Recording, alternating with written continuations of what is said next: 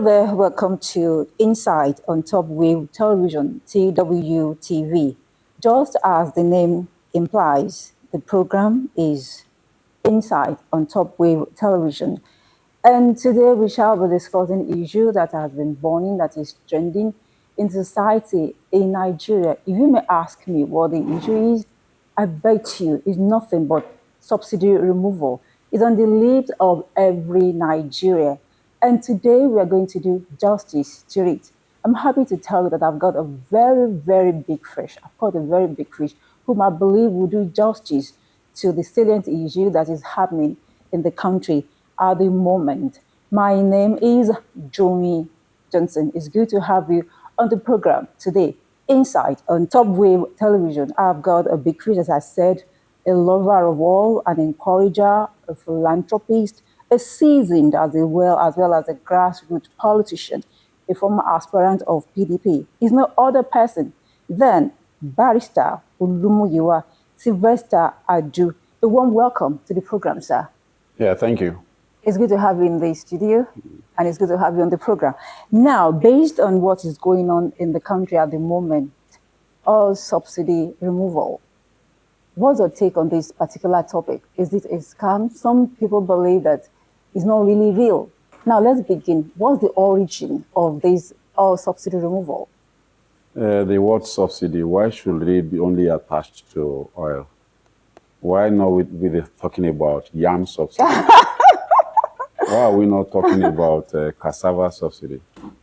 Why must it be oil? Well, it is oil. If we have the market forces determining the prices of every other commodities and products in the market, okay, why should we subsidize oil or fuel or any other type of products that we explore in this country? That's the question we should be asking ourselves. Because oil is like the air we breathe in. Oil is life to Nigerians. Without oil, we can hardly do anything. I don't think so. It's supposed to be one of the components of the sources of livelihood. It's supposed to be, but it's a major one in Nigeria. Yes, because it's Nigeria. That's why it's a major one in Nigeria. And I think if we have all the energy and everything in this world, will that sustain us if we don't have agriculture? If we cannot turn around agri products into some other things that we can, refine just for our own consumption. Yes, I got it. We are lacking behind, thinking that oil is just the only thing that we should rely upon to sustain ourselves. And I will tell you why. Now, we are going into an era where the oil may not even be useful any longer. Vehicles have been propelled by electricity, and that's why you see them now talking about electric vehicles. Okay, and there are some again, yeah, of course, even the most of our products in terms of the crude oil are looking for market elsewhere in most of the parts of the world. Vessels are on the sea, people looking for people to buy this crude oil. It's just that we are naive in this country. It all lies on the fact that we don't have a very good foundation. We are naive in what sense? Yeah, well, let me just put it that way. Okay. And it depends on the meaning you are reading to it. Why must we rely on oil? And I can tell you today, as of today, we derive all the resources we allocate to all the states of the Federation from oil. It's not from agriculture. But why is it so? Yeah, okay, that's why I said we may be naive, because it seems as if we don't really plan our economy very well. Let me ask you, who are the we? The government or ordinary Nigerian or what? All of us. We elect the leaders that represent us in government. And some of us we are so corrupt that we don't even want to think about people that have success stories that should even lead us in this country. Guests that should come together and think about how to lay a proper foundation for the existence of this country. That's the first mistake we made. Nigeria is not well structured, and we can never have a balanced legislative process in our National Assembly. And without that, we can't arrive at a very good decision on how to move the country forward. Without restructuring, we can never move forward, because that's the basic thing we are required to do now, is the foundation that is faulty. Geographically, we are not properly structured. And until such a time we restructure this country, the allocation of resources is batterly done. And not only that, we can never have balanced, like I said, balanced legislative process. We can't have people coming together with free mind, with that mind of saying, I'm a true Nigerian, thinking about how to move this country for better improvement initiatives, even when you bring it, because of the lopsided nature of our structure, those that feel that, they should continue to oppress others and in the name of, oh, these are majorities, these are minorities, we never allow this to work. But the North, they don't really subscribe to the idea of restructuring. They are not comfortable with it. Do we even have the North and the South now? We are coming back to the structure. Okay. We don't have the North and we don't have the South. Okay. A typical Nigerian cannot tell you the boundary between the North and the South, but I know the boundary. The boundary is that latitudinal line of Abuja. If Abuja is the center of Nigeria, then that line should be the boundary between the North and the South. Center, then everything north of center is north. Everything south of the center is south. And so you cannot imagine where the North is divided into two big blocks. And you now come to the South and divide it to four. And one of it is called North Central Geopolitical Zone. Down of Abuja, that is supposed to be south, being called North Central. So a lot of people that are Southerners, they see themselves as Northerners in this country. Now, let me take you back to the topic of Subsidy. Discuss before us. I wouldn't leave that for anything else. Subsidy removal. Before now, past government, they've been trying so hard to remove the subsidy, so to speak, and it's been very, very difficult for them. And boom, all of a sudden, our president, Asiwaju Bola Tinubu, came into power and he announced it just like that. Don't you think, or do you think it would have been better if he has, sought the opinion or to have consulted, stakeholders to sit down together, meet minds together, and come up with a definite plan of how to go about it? Now that he has taken that decision, is there no effect, any adverse effect that this will cause the masses? Yeah, the thing is this. This subsidy of a thing was brought, to the best of my knowledge. Okay. There are certain individuals that are holding this country to ransom. They are making this country through subsidy. They are making a hell of money through this subsidy. They are not doing anything. All they sit down there is just to import the fuel, discourage the government, or frustrate the efforts of the government from running our refineries very well. And I can tell you that these cabals are not ready to give up. I like that. Cabals. And I can tell you that Bola Tinubu is not a stranger. At all. He has been a governor, and he knows where the shoe pains. So for him to have taken that decision, what I expected is for the populace, including these labor unions that are making noise up and down. How can labor unions be talking about subsidy instead of talking about improvement in the welfare of the workers so that they can be able to withstand the challenges of the subsidy? What concerns them whether the price is high or if government decides, affect their pocket. yeah, if government decides to increase the pump price to 1 million, then all they need to talk about is increase the salaries of the workers so that they can be able to pay for the fuel, not saying bring down the price. But, and again, okay, the government is not fixing the price. It's saying, let's start somewhere. This is the cost, the landing cost of this fuel into this country. Let people now begin to bring this fuel freely, relax the conditions. At the point in time when GSM started in this country, I bought my line for 25,000 naira. Today it's free. If you send these cabals away and you relax the condition for bringing this fuel into this country, I tell you one thing, within 1 year, our refineries will begin to work. Really? I can tell you that. They are even frustrating it. That's good You to don't know. need to be told about that. If we don't have alternative than to make our own work so that we can refine our fuel, it will work. For how long will this take for our refinery to be put back in shape? I've been in the oil industry for a very long time. So I get it. And I can tell you that as an advisor to one of the leading oil and gas industry, Nigeria liquefied natural gas for that matter, we run that plant 48 hours, 24 hours in a day. January to December 31st, we never had light out. We have turbines that runs that propels our plants. Okay. And I can tell you it's about 99% Nigerians. Wow, that's good to know. So if someone like me is sent to NNPC to go and support them in kind of resuscitating that plant, even people from our area, from that liquefied natural gas limited, I can tell you that we run it. What's difficult in it?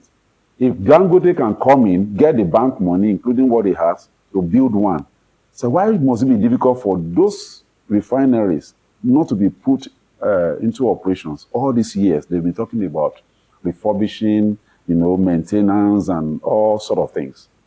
Because these people wouldn't want to give up. They wanted to be making a hell lot of money by importing refined fuel from a crude oil that was exported into outside the country. And not only that, selling to other African nations, bringing this fuel into this country with our own subsidy and taking it out again to neighboring countries to make more money.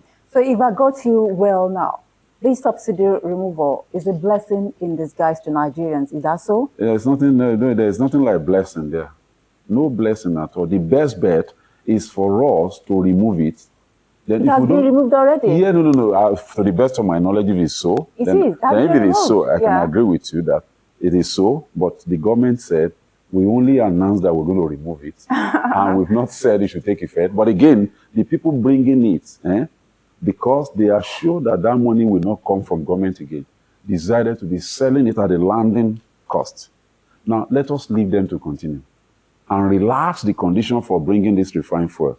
I can tell you, myself and yourself can come tomorrow and decide to import this fuel. By the time you have a lot of people importing them, and along the line, Dangote products begin to come into the society, I can tell you, without mixing words, that this price will begin to fall.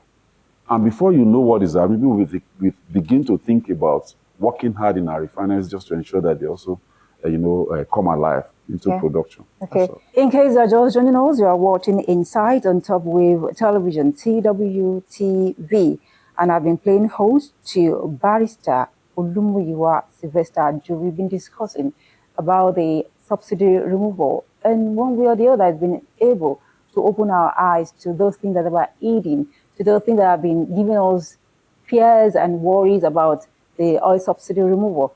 Now, Barrister, when we began, you talked about labor union clamoring for it, that what they ought to have asked for is salary increment or something like that. Do you think that's a good idea, considering the fact that they're not the only people in the society that, use the same market as other people? It's just a very simple analogy. You desire to buy bags of rice at the rate of 50,000 naira. You bring it to market to sell for 55,000 naira. And Labour Congress is telling the government to force you to bring that price down to 35,000 naira so that Labour people can enjoy. I am saying that let us allow these people to bring this fuel. Let the market forces determine the price. But now let the government sit back and think about that subsidy, that money they are wasting on subsidy. Let them begin to go back to the society. They can even come by way of subsidizing education. Even at primary level, they could have free education. And not only that, we are talking about staff buses to pick people from homes to offices. They don't need to be going to offices with their vehicles. You can bring in a lot of buses for civil servants and so many other things. Increase the salaries. I can't even imagine somebody who's working in Nigeria taking 100,000 naira home every month and you think he's going to live well? It cannot. So look at what they can do, and it's not really going to be limited to that. I'm still saying it. If in Nigeria, you have level 1 to 17 in paper, level 17 doesn't take up to 500,000 naira in a month, and you elect somebody into position just to go there and make laws on behalf of the people, and you are paying such an individual 8 million, 9 million, 10 million naira in a month. Are we not crazy? You don't subscribe to that, sir? We have to kind of manage our wealth and reallocate it. You are a rare breed. Yeah. What are we talking about? How can I subscribe to that? You're a very rare breed. I must confess that. People with success stories should be in National Assembly. In other words, before you go there, you are going there to serve the people, not to go there and make money. And you should go there when the business of laws are required. For them to sit and legislate. Exactly. That's all we need. Go about your business, go there, and they pay you allowances for doing that. We are not ripe enough to be paying people 10 million, 12 million, 15 in 2 chambers.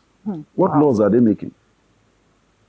That you can even bring lawyers together to look at our laws and amend, suspend, or modify some. So you have gotten the idea or the opportunity of being the president of this country someday. Would you have changed that law of people coming to the 2 chambers to sit down and earn astronomical amount of money? Let me tell you one thing. Understand. People needed to be educated.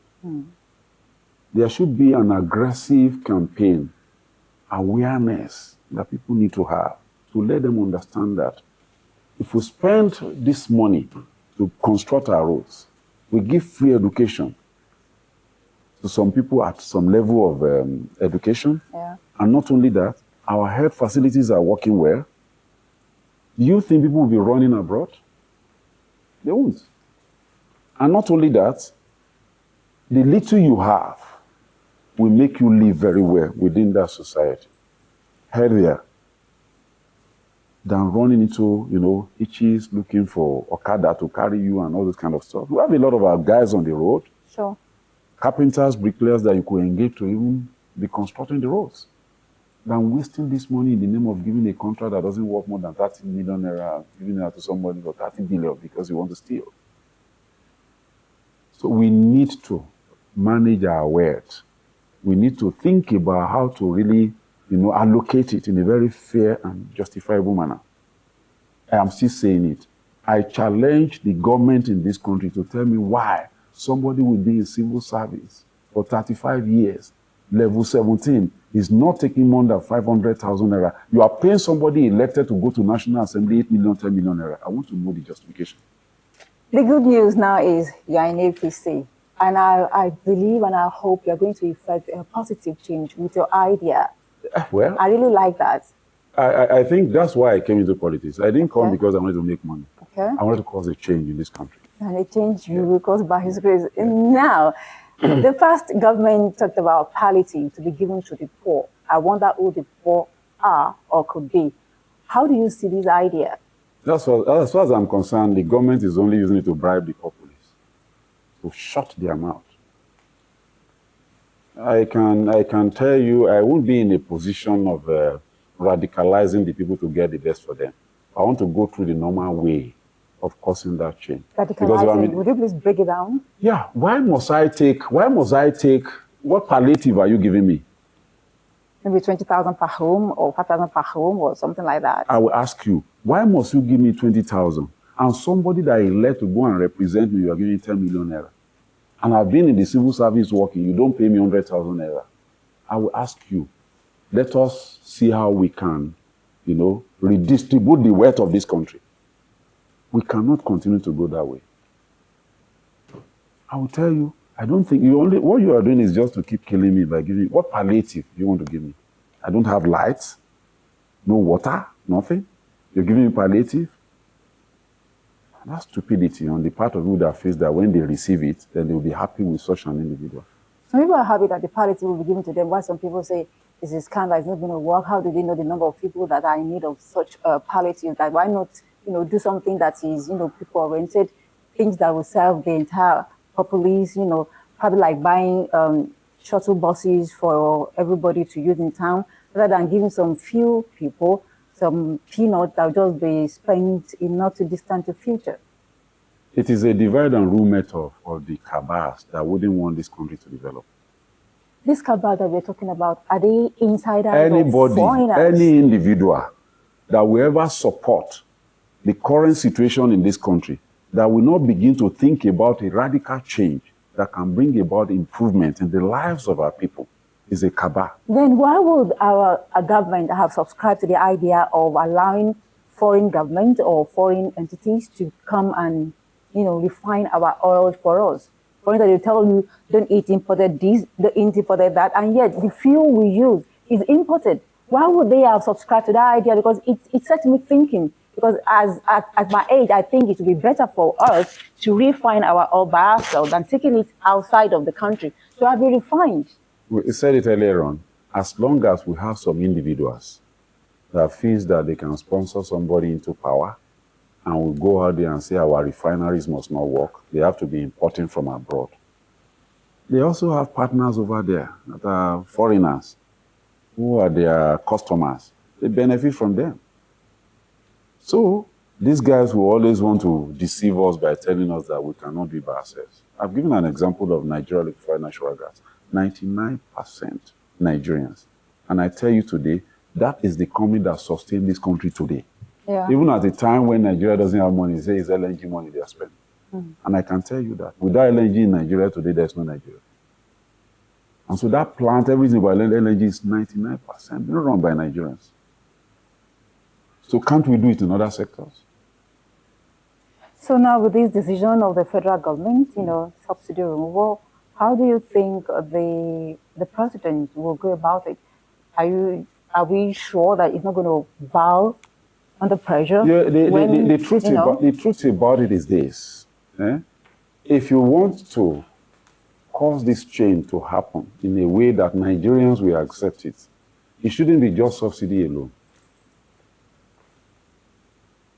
Let us look at the way the wealth is being distributed.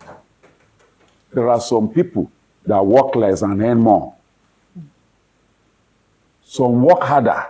They pay them peanuts. How do we balance this kind That's of exactly. We know, and I've mentioned them, we know. We could achieve that through legislative process. And we can never have the best in this current structure. No, sir, you say we know. They know, because an ordinary Nigerian don't know that. I can tell you that Nigerians are aware that they are eating their money. So don't tell me that Nigerians are not aware that they are oppressing them. We're all aware. So what do we do? We have been oppressed. So what do we do? It's a question of leadership. Okay. Leadership. Okay. Do you know what? If Tinubu had come earlier on and said, look, there is need for us to redistribute our wealth in this country in a justifiable manner. Everybody will be happy. Yes, that is going to cut across every sector, including subsidy. We have to set up a committee to look at how we'll be paying people in public service. You get what I'm saying? Now, if you had started there, then maybe everybody now will now be aware that, look, but I can tell you, even with that subsidy, what he's doing is right. It's just that Nigerians are not patient. And I can tell you what, it's not even an ordinary man on the road that is protesting. It's the same set of people that have been benefiting from these cabals that are protesting. Cabals are funding them to do that. Okay, Barrister, we don't have the luxury of time. I'm sorry, somebody may take me up on that, okay, I should provide an evidence. And the evidence is not far-fetched from the fact that, why is it that they did not protest about this allocation of Nigerian wealth? Nigerian Labour Congress should have come up earlier to say, look, I am sorry. You can't be paying the highest paid person in civil service. You can't be paying professors in university less than 1 million. And you are paying somebody in National Assembly 10 million. Why didn't they come out to protest? Why is it just only about subsidy?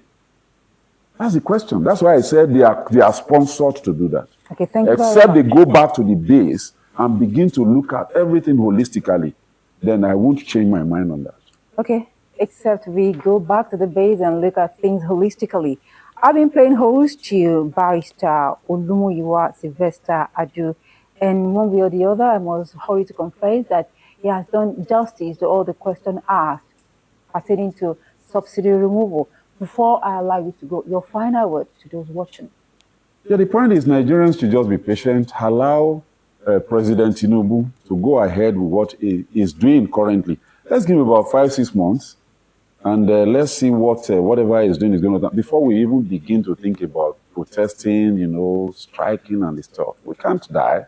We've been suffering all along, but the man says, look, guys, I will stop you from using government money to fund subsidy that does not even have any effect on the masses. Let me keep this money and use it for the development of our society. I'm believing that when the market forces begin to determine the prices of commodities, obviously, once we have enough supply, demand becomes lower and the price will automatically fall. Thank you. I think people need to be aware of that. So the Nigerians should be patient, and we should just tell this Labour Congress to just give us 6 months first. Let us see what the president and his team will do. Okay. And if after 6 months we don't see any change that will be in the interest of the masses, then you can begin to think about protesting. Okay. Yeah.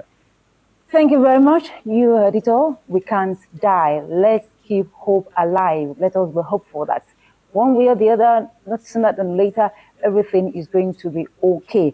The program is Inside, and the station is TOPWAVE Television, TWTV.